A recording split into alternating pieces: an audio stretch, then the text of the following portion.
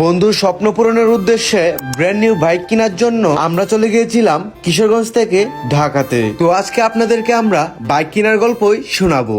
কত দিয়ে বাইক কিনলাম এবং কিভাবে কিনলাম সবই থাকবে আজকের এই ভিডিওতে। তো আজকের এই ব্লগটি হতে যাচ্ছে খুবই ইন্টারেস্টিং। তো ভিডিওটি স্কিপ না করে পুরো ভিডিওটি দেখার অনুরোধ রইল। এখন সময় সকাল 7:30।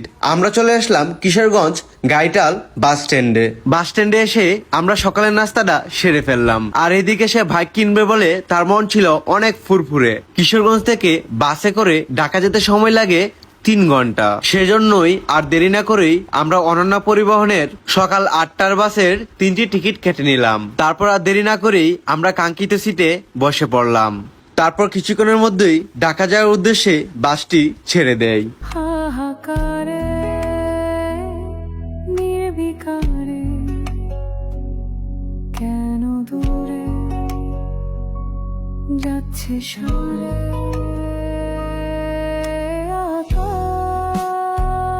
আজকে সারা রাত আমি জয়ের প্যারার কারণে ঘুমাতে পারি নাই, যার জন্য আমার বাসের মধ্যেই অনেক ঘুম পাচ্ছিল। ভব ঘুরে সারা রাতে মাত্র 30 মিনিট ঘুমাতে পেরেছিলাম। সারাটা রাস্তা গান শুনে ঘুমিয়ে এবং আড্ডা দিয়ে একদম মজা মাস্তির সাথেই সময়টা যেন কিভাবেই কেটে গেল। তারপর আমরা দেখতে দেখতে চলে আসলাম গাজীপুর টঙ্গীতে। ভালোতে কই যে গেল সে পাবো না হয়তো খুব লাগে হয়তো। যাই হোক, অবশেষে আমরা পৌঁছে গেলাম ঢাকা মহাখালীতে। এখান থেকে হেঁটে সরাসরি জিপিএক্স ডেমনের শোরুমে যেতে সময় লাগে 2 মিনিট। তারপর আমরা সরাসরি পৌঁছে গেলাম জিপিএক্স ডেমনের শোরুমে আসার পর হয়ে গেল আরেক ঝামেলা। বাইক কেনার ঠিক 2 দিন আগে তাদের কাছে কল দিয়েছিল। তখন তাদের কল দিয়ে জিজ্ঞেস করেছিল ব্ল্যাক আর গ্রে কালার বাইক অ্যাভেলেবেল আছে কিনা।